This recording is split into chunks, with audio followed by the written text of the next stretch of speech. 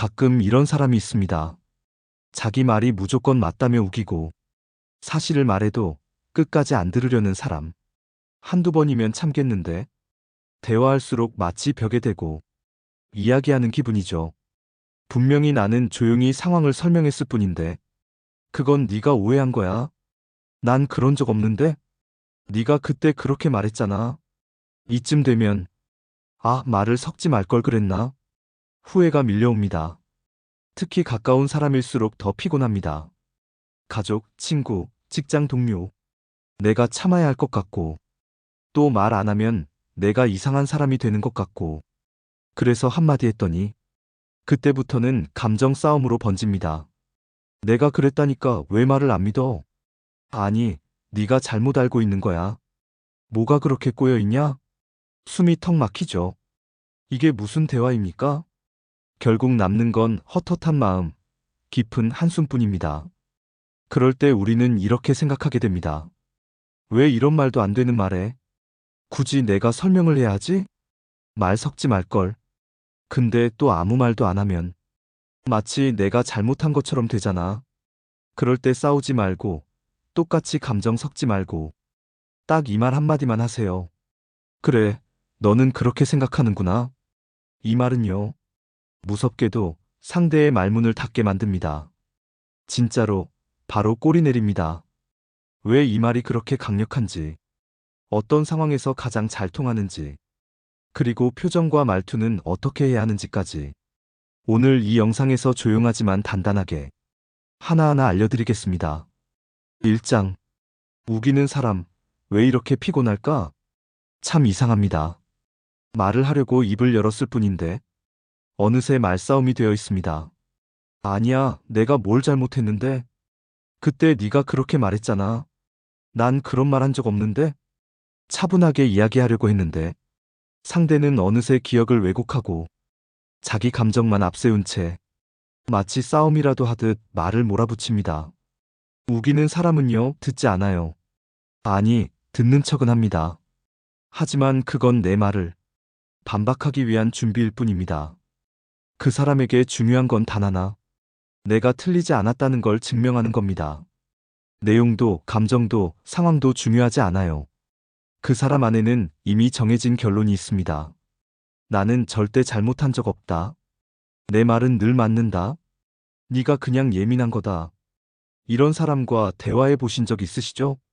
그럴수록 우리는 점점 더 많은 말을 하게 됩니다. 혹시 내가 설명을 부족하게 했나? 내가 기억을 잘못했나? 그래도 이건 짚고 넘어가야 하는데. 그래서 더 자세히 설명합니다. 근거도 들고 감정도 얘기합니다. 하지만 돌아오는 건 아니야. 그건 내 생각이잖아. 그리고 끝도 없는 자기 합리화뿐입니다. 그때 문득 깨닫죠. 이건 대화가 아니구나. 이 사람은 내 말을 듣고 싶은 게 아니라 자기 말이 옳다는 걸 강요하고 싶은 거구나. 특히 더 피곤한 건 그 사람이 가까운 사람일 때입니다. 가족, 친구, 배우자, 오랜 지인. 그래도 이해해줘야지. 나까지 화내면 끝장나겠지. 사람이 다 좋을 순 없잖아. 이렇게 생각하며 우리는 한 발, 또 한 발 물러섭니다. 그러다 보면 내가 무슨 말을 하고 있는지도 모르겠고 왜 이 말을 해야 하는지도 헷갈립니다. 그리고 어느 순간 나는 조용히 입을 닫게 됩니다. 하지만요, 조용히 물러났다고 끝나는 게 아닙니다. 상대는 이렇게 생각합니다. 봐라, 결국 내가 맞았잖아. 쟤는 결국 나한테 반박 못하잖아. 그리고 다음에도, 그 다음에도 같은 방식으로 나를 누릅니다. 그게 익숙한 방식이기 때문이에요. 한 번 통했기 때문에 두 번, 세 번 반복하는 겁니다. 이게 바로 말이라는 이름의 감정 침략입니다. 우리는 착해서 상처 주고 싶지 않아서 관계를 잃기 싫어서 참습니다. 하지만 계속 참다 보면 잃게 되는 건 관계가 아니라 나입니다. 내가 무너집니다. 내 감정이 상하고 내 말이 작아지고 내 안에 쌓이는 건 화와 허무함입니다. 이제는 더 이상 그렇게 끌려가지 않아야 합니다. 상대를 바꾸는 게 아니라 내가 나를 지키는 방법을 이제는 정말 배워야 할 때입니다. 지혜롭게 단단하게 그러면서도 품위 있게. 그 방법이 이 영상 안에 있습니다. 2장. 절대 똑같이 싸우지 마세요. 이 말 한마디면 됩니다. 우리는 흔히 우기는 사람을 만나면 논리로 설득하면 된다고 생각합니다. 사실로, 근거로, 이성으로 설명하면 언젠가는 알아줄 거라고 믿죠. 그런데요, 우기는 사람은 사실을 몰라서 우기는 게 아닙니다. 그 사람은 지금 감정 싸움을 하고 있는 중이에요. 말로 이기고 싶은 거고, 상대를 눌러야 마음이 풀리는 사람입니다. 그래서 논리로 대응하면 더 격해지고, 감정으로 대응하면 끝이 없어지고, 결국 나만 상처받게 됩니다. 그럴 땐 딱 이 말 한마디만 하세요. 그래, 너는 그렇게 생각하는구나. 처음 들으면 너무 짧고 맥 빠진 말 같죠? 하지만 이 말에는 놀라운 힘이 있습니다. 동조도 반박도 아닌 선언. 나는 내 말에 휘둘리지 않겠다는 조용하지만 단단한 태도입니다. 이 말을 들은 상대는 순간 당황합니다. 왜냐하면 예상한 반응이 아니기 때문이에요. 보통은 왜 그래? 그건 아니지 않나? 그렇게 말하면 나도 얘기해야지. 라고 나와주길 바랐거든요. 그런데 당신은 조용히 이렇게 말한 겁니다. 그래, 너는 그렇게 생각하는구나. 이 한마디는 상대에게 이렇게 들립니다. 네가 뭐라 하든 나는 그 안에 휘말리지 않을 거야. 나는 너의 감정 싸움에 끌려가지 않아. 나는 나를 지킬 거야. 그래서 말문이 막힙니다. 그리고 생각보다 빨리 상대는 기세를 잃습니다. 왜냐하면 싸울 상대가 사라졌기 때문이에요. 이 말은 싸우는 말이 아닙니다.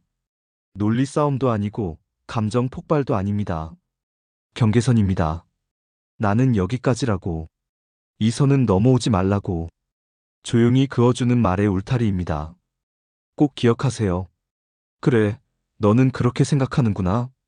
이건 나를 지키는 말이고, 관계를 망치지 않으면서 내 마음을 보호하는 가장 품위 있는 한마디입니다.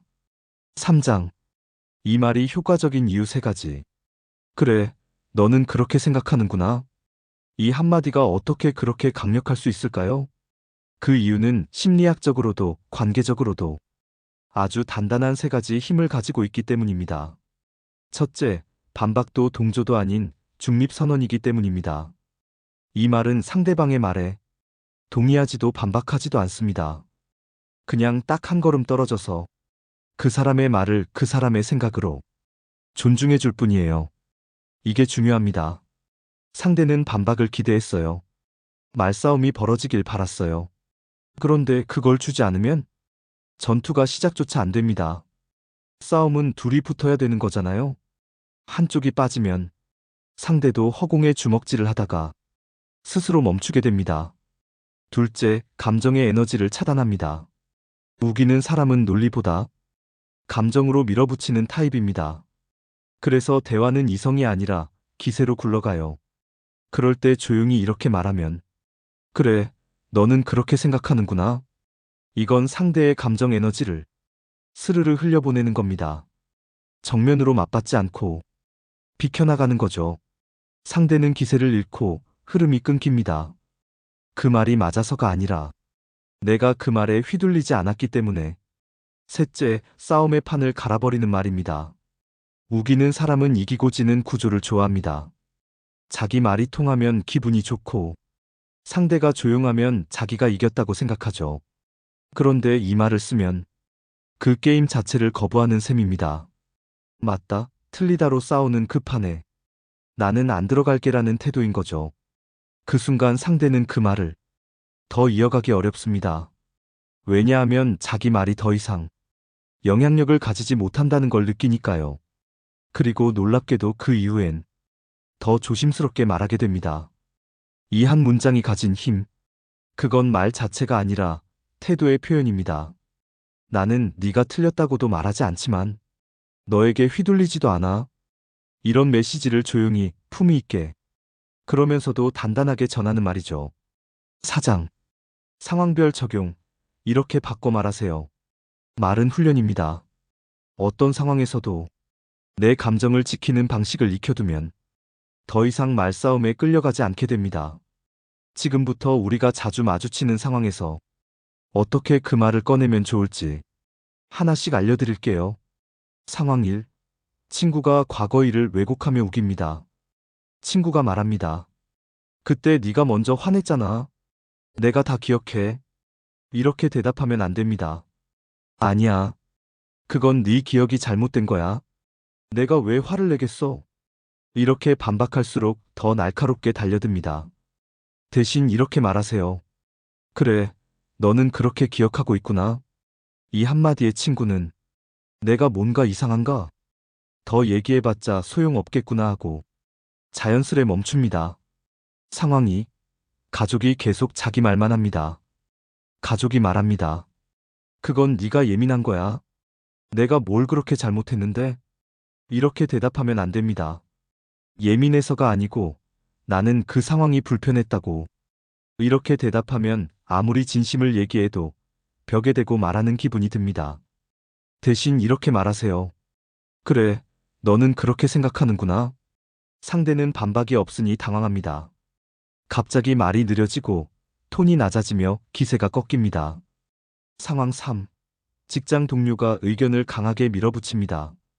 동료가 말합니다. 아니, 내가 해봐서 아는데 그건 아니야. 그냥 내 방식대로 해. 이렇게 대답하면 안 됩니다. 그건 예전 방식이고 지금은 좀 다르잖아요. 이렇게 대답하면 논쟁이 길어지고 감정 섞이면 회복이 어렵습니다. 이렇게 말하세요. 알겠습니다. 그쪽 생각은 그렇군요. 정중하지만 분명한 거리두기.